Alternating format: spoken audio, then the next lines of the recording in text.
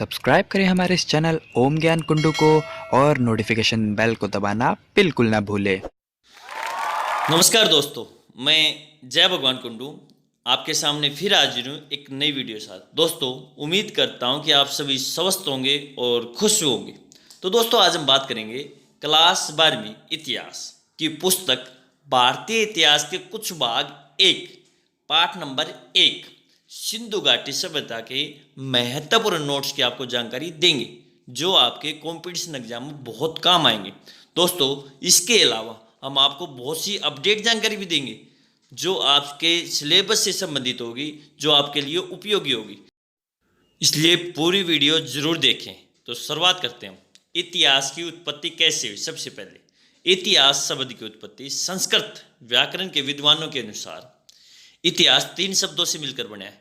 इति प्लस है प्लस आस, इन तीनों शब्दों के रूप में स्वीकार की जाती है, जिसका अर्थ है निश्चित रूप से ऐसा ही हुआ था या ऐसा ही होगा। इतिहास शब्द का प्रयोग में अनेक प्राचीन ग्रंथों में देखने को भी मिलता है। तो इतिहास का अर्थ है ऐसा ही था और ऐसा ही होगा। इतिहास में अनुमान लगाया जाता है और इतिहास में कुछ बात सच होती है और कुछ बात अनुमान के तहत लिखी जाती है। इसके अलावा इतिहास क्यों पढ़ते हैं? सबसे पहली बात तो इतिहास हम इसलिए पढ़ते हैं ताकि जो पीछे गलतियां हुई हैं वो गलतियां दोबारा ना हो। दूसरी बात, इतिहास में हमारे वर्तमान और भूतकाल को समझने में मदद करता है। इतिहास में घटना और लोगों के बारे में पढ़ना अच्छा लगता है। इतिहास में बाकी विषयों को समझने में मदद करता है। इतिहास में आधुनिक राजनीतिक और सामाजिक समस्याओं को समझने में मदद करता है, इसलिए हम इतिहास को पढ़ते हैं। इसके अलावा इतिहास की शुरुआत कब हुई? भारत का इतिहास की अगर बात करें तो सिंधु घाटी सभ्यता के जन्म के साथ इसकी शुरुआत मानी जाती है, और अधिक बारीकी से अगर कहा जाए तो हड़प्पा सभ्यता के समय इसकी शुरुआत मानी जाती है। और ये दक्षिण एशिया के पश्चिमी हिस्से में लगभग 2500 BC बिफोर क्राइस्ट में फली फूली, जिसे आज पाकिस्तान और पश्चिमी भारत कहा जाता है। इसके अलावा इतिहास शिक्षण के उद्देश्य क्या, क्यों पढ़ाया जाता है इतिहास? इतिहास शिक्षण द्वारा बालकों में कहानी के माध्यम से ज्ञान दिया जाता है। छात्रों की कल्पना शक्ति को विकसित किया जाता है। मानसिक शक्तियों को प्रशिक्षण करना, आर्थिक और राजनीतिक समस्याओं में कारण और प्रभाव को पहचानने का प्रशिक्षण प्रदान करना, ये इसके मुख्य उद्देश्य हैं इतिहास के। इसके अलावा इतिहास के लेखक या इतिहास के पिता कौन है? यूनानी नाविक हेरोडोटस ने सर्वप्रथम भौगोलिक स्थिति के साथ राज्यों, राजाओं व प्रमुख घटनाओं का लिखित वर्णन किया था, इसलिए हेरोडोटस को इतिहास का पिता कहा जाता है। दोस्तों, चैप्टर शुरू करने से पहले कुछ इन्फॉर्मेशन है, कुछ विशेष जानकारी जो आपके लिए उपयोगी है। इसके अलावा आपको बता दें इतिहास की कुछ और इन्फॉर्मेशन दे दें, उसके बाद हम चैप्टर शुरू करेंगे। इतिहास एक परिचय। यहाँ पर मुख्य तौर पर इतिहास को 3 भागों में बांटा गया है, जो आपके सिलेबस से संबंधित है। हम उसकी विशेष तौर पर बात करेंगे। तो आपके सिलेबस से संबंधित सिंधु घाटी सभ्यता या हड़प्पा सभ्यता आई है, और उस सभ्यता को 25वीं ईस्वी पूर्व से 1500 ईस्वी पूर्व मानी जाती है। इसके अलावा इसमें वैदिक सभ्यता के बारे में भी थोड़ी बहुत जानकारी में मिलेगी। वैदिक सभ्यता जो है 1500 ईस्वी पूर्व से 600 ईस्वी पूर्व तक मानी जाती है। अगली जो आगे हम बात बताएंगे, हम आपको बताएंगे कि ईस्वी पूर्व क्या है और ईस्वी आप जो है क्या है, इन दोनों मंत्र भी बताएंगे।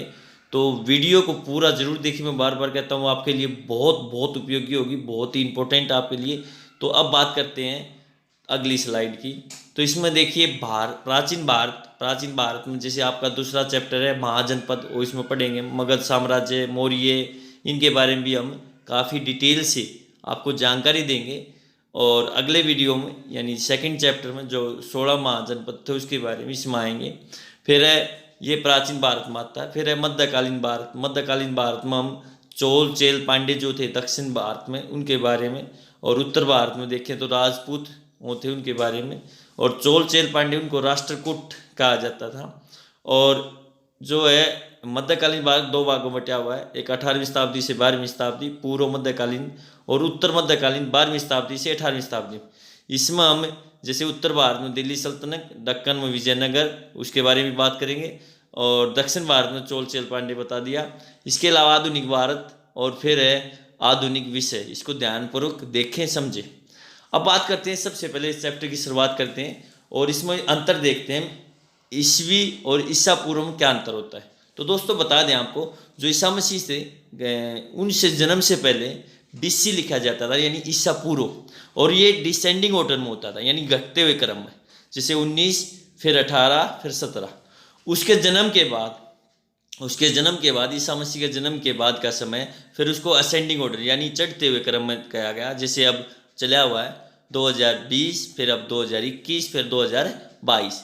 तो ये है, इनको ध्यानपूर्वक करें और समझें। अब बात करते हैं आगे की, सिंधु घाटी सभ्यता, जिसे हड़प्पा सभ्यता के नाम से भी जाना जाता है, अब तक की ज्ञात सभ्यताओं में सबसे प्राचीन सभ्यता मानी जाती है।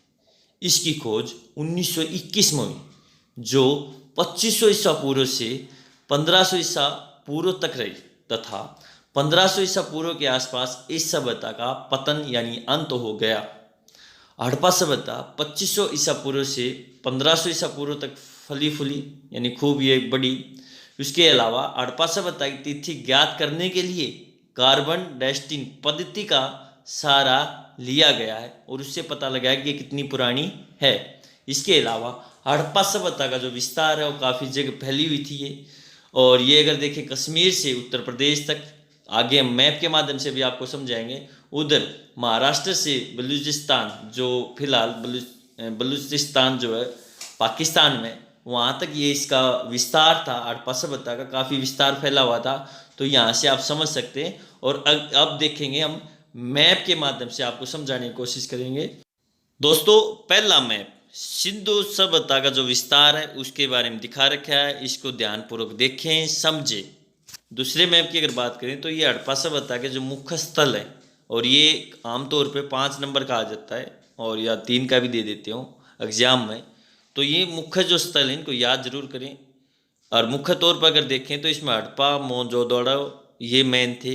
इसके अलावा और भी इसमें आप पढ़ सकते हैं, देख सकते हैं और समझ सकते हैं। तो मैप पढ़ने के लिए ये आप करें, प्रैक्टिस करें इसकी, और कितनी प्रैक्टिस करोगे उतना ही अच्छा होगा। तो इसको मैप के माध्यम से समझ सकते हैं। इसके अलावा ये कुछ विशेष जानकारी आपको दे दें।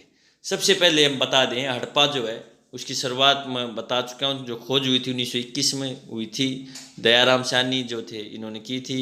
और जो मोंटगोमरी, यानी जो पंजाब पाकिस्तान में, क्योंकि पंजाब दो हैं, एक इंडिया में पंजाब, एक पाकिस्तान में, तो वहाँ पर ही इसकी उत्पत्ति मानी गई, वहाँ से शुरुआत मानी गई। मोहनजोदड़ो, इसके ऊपर एक फिल्म भी है ऋतिक रोशन की, आप देख सकते हैं। मोहनजोदड़ो 1922 में इसको जो किया था, खोज किया था राखलदास बनर्जी ने, और ये ललकाना यानी सिंध पाकिस्तान जो वहाँ पर है। तो इसके बाद आप बारी बारी से आप देख सकते हैं, हरियाणा के भी हैं जैसे राखी गढ़ी, बनावली, तो ये भी समझ सकते हैं और देख सकते हैं। इसके अलावा सिंधु घाटी सभ्यता में कृषि प्रौद्योगिकी होती है तकनीकी यानी टेक्नोलॉजी। गेहूँ और जौ सिंधु घाटी सभ्यता के लोगों का मुख्य खाद्यान्न थे। वे खजूर, सरसों, तिल, मटर भी उगाते थे। सरसों और तिल की खेती मुख्य रूप से तेल के लिए करते होंगे ऐसा माना जाता है। और वे राई, एक सरसों जैसी होती है, उसको भी उपजाते थे, यानी उसको भी बोते थे। यहाँ तक कि हड़प्पा में तरबूज के बीज भी मिले। इसके अलावा दोस्तों और बात करें, हम मोहनजोदड़ो की बात करते हैं। इसका जो सिंधी भाषा में इसका अर्थ है मुर्दों का टीला। ये दुनिया का सबसे पुराना, नियोजित और सबसे अच्छा, सर्वश्रेष्ठ शहर माना जाता है। दोस्तों आपको बता दें, मोहनजोदड़ो सिंधु घाटी सभ्यता का सबसे महत्वपूर्ण शहर है। इसके अलावा यहाँ पर बहुत सारी चीज़ें मिली हैं, जैसे मोहनजोदड़ो की मातृ देवी ऐसा माना जाता है, उसकी वो पूजा करते थे। और इसके अलावा दाढ़ी वाले पुरुष की पत्थर से बनी एक मूर्ति भी यहाँ पर प्राप्त हुई है। इसके अलावा मोहनजोदड़ो को हड़प्पा सभ्यता का सबसे बड़ा शहरी केंद्र माना जाता है। नियोजित की शहरी केंद्र ये 2 भागों में विभाजित था, एक छोटा लेकिन ऊंचाई पर बनाया गया था, दूसरा कहीं अधिक बड़ा लेकिन नीचे बनाया गया था। दोस्तों हम आपको बता दें, जो पुरातत्वविद हैं उन्होंने इनके नाम दे दिए। जो ऊंचाई पर था, छोटा था, उसको दुर्ग नाम दिया गया, और जो नीचे था, बहुत बड़ा बना होता था, उसको निचला शहर का नाम दिया गया था। ये प्रश्न बहुत ही इम्पोर्टेंट भी है और बहुत यूजफुल भी है। इसमें अगर ये आ जाए जैसे मोहनजोदड़ो की विशेषताएं बताइए तो आप इसमें लिख सकते हैं। इसके अलावा दोस्तों आपको और यूजफुल इंफॉर्मेशन दे दें, सिंधु घाटी सभ्यता का आर्थिक जीवन। सिंधु घाटी सभ्यता का आर्थिक जीवन अत्यंत विकसित अवस्था में था।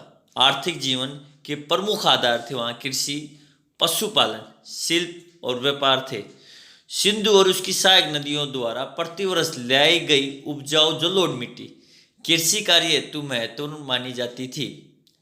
कृषि कार्य के लिए संभवतः ऐसा माना जाता है नदियों का जल, वर्षा का जल वे कुओं का उपयोग किया जाता था। तो ये थी सिंधु घाटी सभ्यता के आर्थिक जो जीवन था बहुत ही अच्छा था।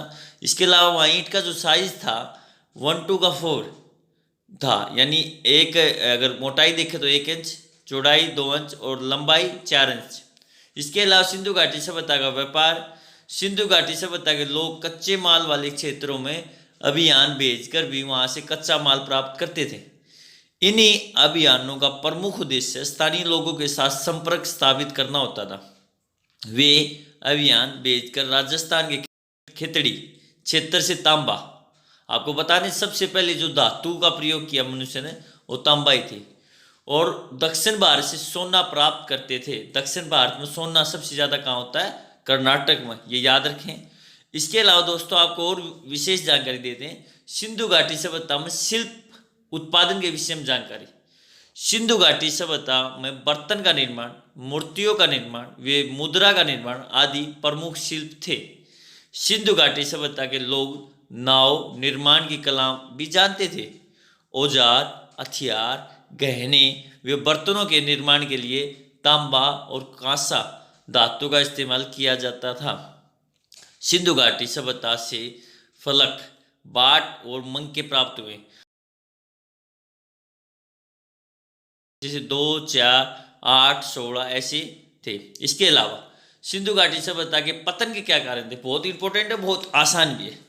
ज़्यादातर विद्वानों के अलग अलग मत है, कितने में उतनी बात है। इस सभ्यता का पतन बाढ़ के प्रकोप से हुआ, ऐसा मानते हैं ज़्यादातर विद्वान कि बाढ़ आई थी, और मोहनजोदड़ो फिल्म में भी ऐसे ही दिखा रखे है। हालांकि इस सभ्यता का विकास नदी के घाटी में हुई थी तो बाढ़ का आना स्वाभाविक था, इसलिए तर्कसंगत लगता है, ये ठीक भी लगता है। इसके अलावा और भी जो इतिहासकार उन्होंने अपने अपने जो है अनुभव बताए। उन्होंने कहा कि जैसे आग लग जाना, महामारी, बाहरी आक्रमण आदि भी कुछ विद्वान जो है इसका समर्थन करते हैं, ऐसा वो मानते हैं। इसके अलावा सिंधु घाटी सभ्यता की लिपि कैसी है?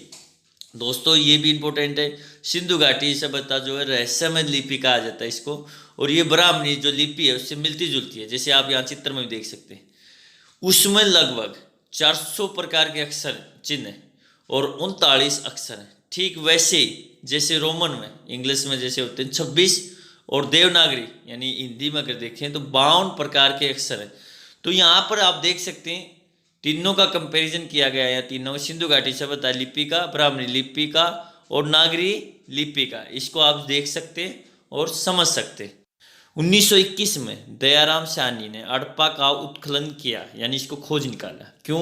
क्योंकि यह हड़प्पा नामक जगह पर था, इसलिए इसका नाम भी हड़प्पा सभ्यता रखा गया। हम पहले भी इसके बारे में बता चुके हैं। उसके बाद 1922 में राखलदास बनर्जी को मोहनजोदड़ो का खोजकर्ता माना गया। ये सभ्यता सिंधु नदी घाटी में फैली हुई थी, इसलिए इसका नाम सिंधु घाटी सभ्यता भी रखा गया। प्रथम बार नगरों के उदय के कारण इसे प्रथम नगरीकरण भी कहा जाता है।